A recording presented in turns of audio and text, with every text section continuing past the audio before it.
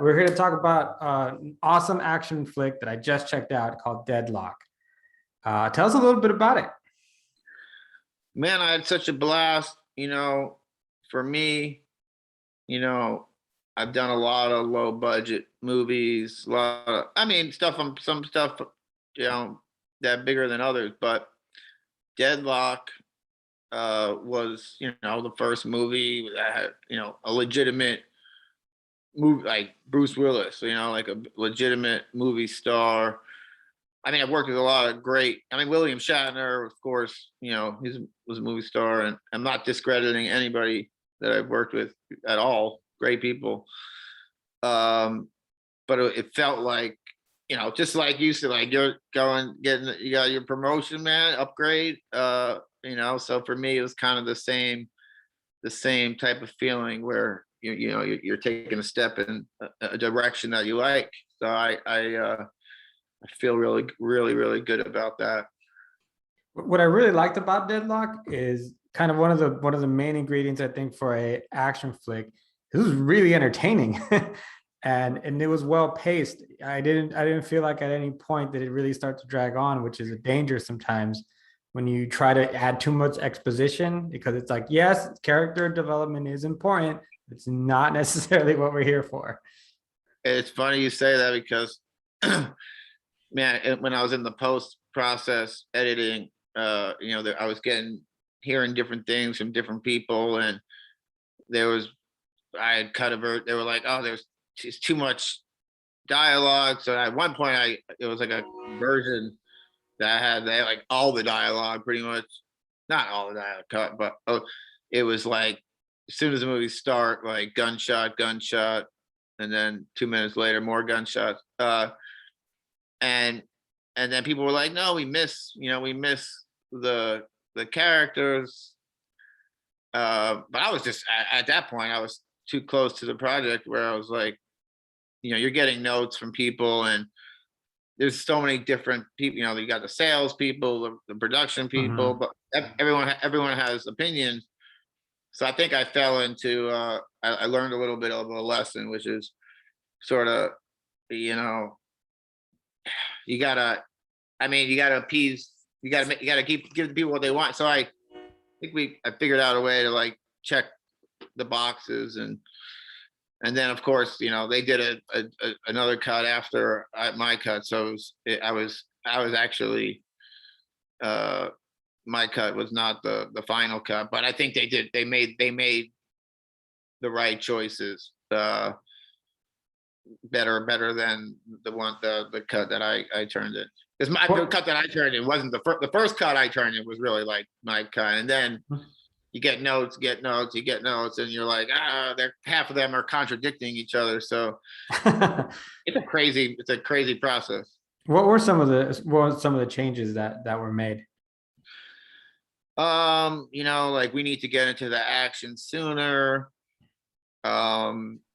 Was really the big thing. So the pacing, you always get notes on pacing. It's like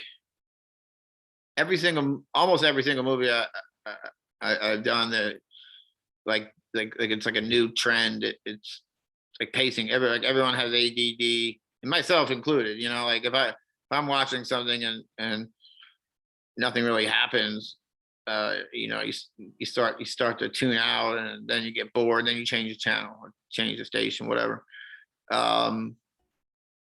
So always cognizant of pacing, but if you got good characters and good scenes with funny dialogue or something that is entertaining, it just has to be, if you're gonna make an action movie, has got to be entertaining, even with the gunshots and people getting killed and beat up, like that's just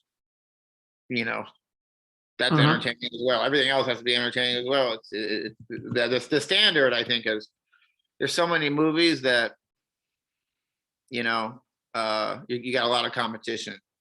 Yeah, it's stiff competition.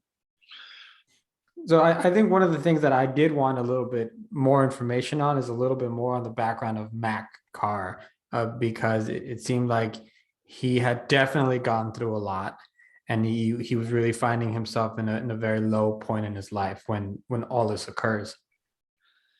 Yeah, yeah. I mean, there was some more stuff in there. Um, but man, I think the first cut was like two it was like over 2 hours, and you just sort of you have to let go of certain things. Um,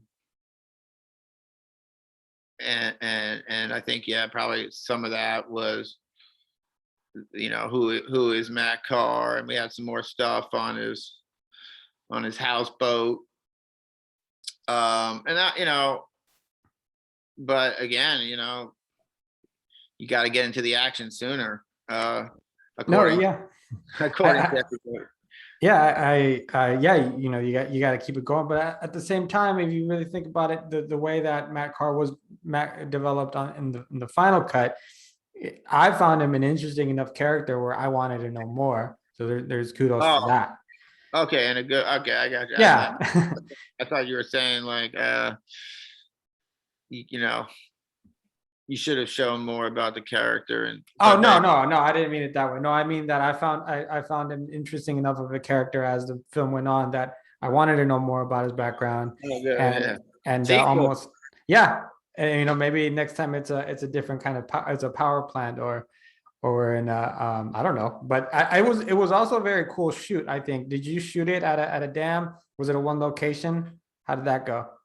Yeah, it was great, man. It was real. It was a real functional power dam, which was great. It was really a engineering marvel how dams are made.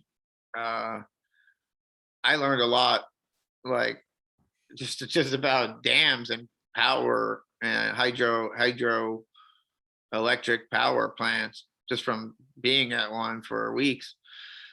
Um, it's important. It's an important job, and they have these giant turbines, and the amount of water pressure they control is just out of this world. And on camera, it's beautiful. Like you can't, you literally, once you're in the dam, once you're inside underneath it, you literally not an angle that you can point a camera, and it won't be visually interesting. Was there any challenges in filming that you didn't expect from filming there? The audio. Oh, okay. That makes sense. There's some. I mean, you can't turn the damn off. It's literally powering houses in 5 counties or whatever. So there were certain rooms that were like you can't. The audio was just it's just like it's so loud, it's deafening. Like and so I was like, all right, well, we'll just get him doing some guns sneaking, because you have to shoot the room because Mhm. it would be criminal not to. Um, but the audio is just there was no point in doing a dialogue scene down there.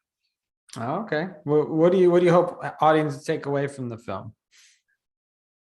I hope they're entertained. I hope they're entertained, and they want to see more movies that I direct. You did a very good job. I really I liked your film a lot. I think the location was very interesting. Your characters were interesting, and then the motives behind Bruce Willis's Ron were what's the word I'm looking for? In viable and why he's so vengeful. So overall, I thought you did very well. Awesome, man. Well, I appreciate you saying that, and that's exactly what I want people to take away. What everything you just said summed it up beautifully. Um, yeah, entertainment. I mean, I'm not trying to. It's not a. It's not trying to be anything. It's not trying to be anything that it's not. I'm not raising awareness for some good cause, which maybe I'll do in another film. Right, but it's something. No, but sometimes it's all about just being entertained, and Yeah. there's nothing wrong with that. So, Yeah. congratulations on the film. So the Deadlock's going to be in theaters, digital, and on demand December 3rd, if I'm not mistaken. So, Jared, it was really nice to get to talk to you for a few minutes. Nice to meet you, and wish you well. And we hope to see you on the next one. Awesome, man. I appreciate it. All I'll see right, you. Take care, buddy. all right, take care.